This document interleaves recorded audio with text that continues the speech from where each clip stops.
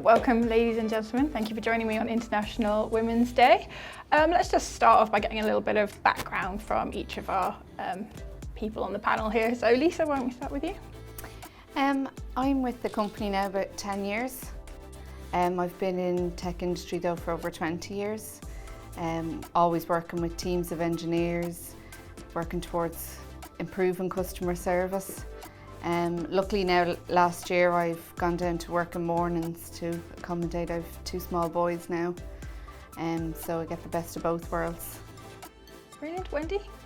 So I'm working in the telecoms industry for 20 years, primarily in sales, but I have worked in other roles within the company as well, looking after the operations department and doing product development and product launches. So I have a wide kind of a view of the telecoms industry for the past 20 years. Work from the office here in Ballymount, but also have the facility to work from home as well. Brilliant. And yeah, for myself, it was another happy accident. So started off looking for an internship in Ireland, and I got one at a previous company, and from there learning all about the different technology was really interesting. I did have the view that I wanted to go into the tech industry because I knew it was something that was, up and coming, and it was going to be the future. And Ross? I'm also working in the industry 20 years. I have done probably every part of the business, from installation straight to finance, customer service, and it's been a pleasure for the last 20 years. What kind of encouraged you to get into a tech career, or was it more of an accidental thing? Wendy, we start with you. Yeah, because it was 20 years ago, I didn't really know the industry that I was getting into. It was on a sales role, and then I suppose because technology, especially in telephony, progressed so quickly, that my role progressed, and learning about the technology was part of it, part and parcel, because you can't sell what you don't know. So having to develop my knowledge and my skill set in terms of as the product was developing was important. But I didn't intentionally get into this role, but as it became more of a technology-based role and a solution-based sales position I found myself in, I enjoyed learning about the technology because really you're problem solving for clients, and that's the part that I really like about it. Lisa? Yeah, so I was only young, so I sort of fell into it at the start, but I continued on with it because I was working on the service desk with scheduling, and it did interest me learning the different skill sets for all the engineers and the importance of our work to our customers' business needs. Coming up with ideas, how to improve it all the time, how to make things work better, especially across different teams and cross-skilling. And it's just progressed and progressed.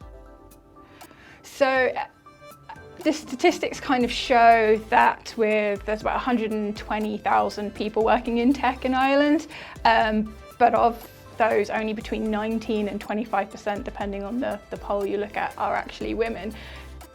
Do you have any thoughts or ideas on what might be deterring women from getting into tech? Lisa? Well, I suppose it's still out there that maybe women aren't technically minded, and it is still dominated by males, and I think there certainly needs to be more emphasis around the advertising. The wording of the advertising can be very important, maybe to encourage them, and from earlier on in schools, maybe more encouragement into trying out more subjects for longer times. Would you agree with that, Wendy? Yeah, I think traditionally, I suppose, looking at it from a telephony solution provider, there is probably a lot of physical work involved, maybe previously on other types of phone systems, older versions of phone systems, that maybe deterred possibly women from joining. But now, as technology is evolving, it's all, so much work is done remotely. The logins, the need to go to site is decreasing more and more. And I don't know, maybe is that being communicated, especially in the telecoms industry, that it is more remote working to access customer sites. And again, problem solving is a big part of it that I don't know, is it being portrayed properly when advertising the jobs. You know, it's all well and good learning the technology, but having to sit back and look at the problems and come up with the solutions for the problems is what's needed and could, you know, work quite well. Well, I think every industry with greater, or every company with greater diversity performs better. There's numerous studies to prove that. So I think it's in everyone's interest to make sure that every company is as diverse as possible.